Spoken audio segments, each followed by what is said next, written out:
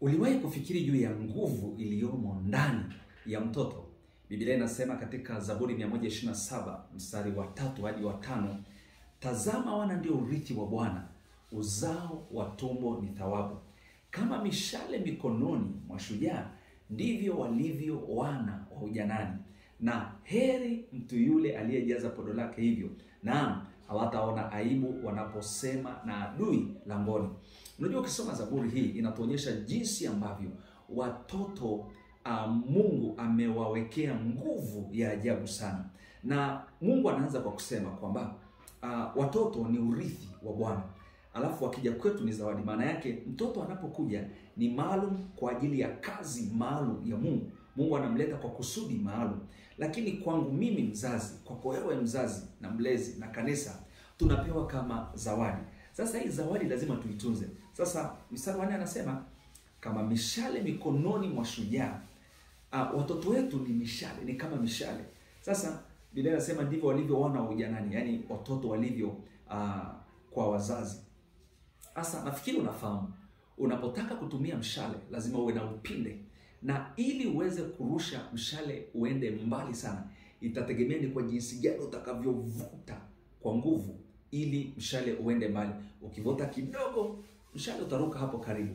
Ukivuta kwa kiasi, mshale pia utaenda kwa kiasi. Ukivuta kwa nguvu sana, mshale utaenda mbali. Sasa watoto ni kama mishale, tunawavuta kwetu. Maana ya kuvuta ni nini? Ninapomvuta mtoto kwangu ni kule kumfundisha, kumlea katika njia ipasayo, kuachilia maarifa ya kimungu, kumjenga maisha yake na kuwekeza vitu vyote ambavyo vitamsaidia, kumfundisha na kumsaidia. Sasa ninapomwachia, maana yake huko atakapokwenda lazima atatoa matokeo makubwa. Ngoja nikwambie, unakumbuka Shadrach, Meshach na Abednego walipokuwa utumwani kule Babeli, na wakapata nafasi waliopewa na mfalme Nebukadneza. Lakini ilipokuja swala la kusujudia sanamu aliyosimamisha mfalme Nebukadneza, wale vijana tayari wazazi wao walishawavuta. Maana yake nini? Waliwafundisha, wakawekeza imani ya Mungu wa kweli, na wakaelewa juu ya imani, jinsi ambavyo wao hawapaswi kusujudia kitu kingine isipokuwa Mungu aliye hai. Kwa hiyo wakiwa kule sasa, ndio tunasema mshale unapoachiwa huko ulipo lazima ulete matokeo makubwa. Wale vijana wakaleta mapinduzi makubwa katika Babeli. Maana sasa ilibidi Nebukadneza mwenyewe, baada ya kuona walipotupwa katika moto ule maisha, lakini hawakuteketea. Mfalme mwenyewe anasema anashangaa hii, maana anaona wale vijana waliotupwa ili wateketee, anaona mtu wa 4 na anasema ni mfano wa miungu. Maana yake Mungu aliingilia katikati. Unaona nafasi kubwa ya mzazi na mlezi na kanisa katika kuwekeza kwa mtoto.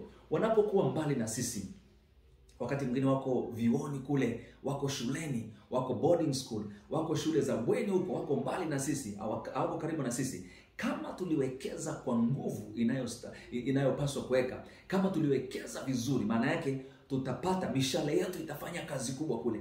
Mishale yetu itakuja na mawindo, itatusaidia kupata mawindo. Lakini mwisho anasema heri yule aliyejaza podo lake hivyo, maana hataona aibu wanaposema na adui langoni. Watoto ni nguvu yetu. Maana yake umri wako utakaposogea, kama umeweka uwekezaji mzuri wa kutosha kwa mtoto, unapata nafasi, Biblia inasema watasimama malangoni. Maana yake kuna vitu ambavyo utashindwa kufanya, lakini wao watafanya. Mungu akubariki.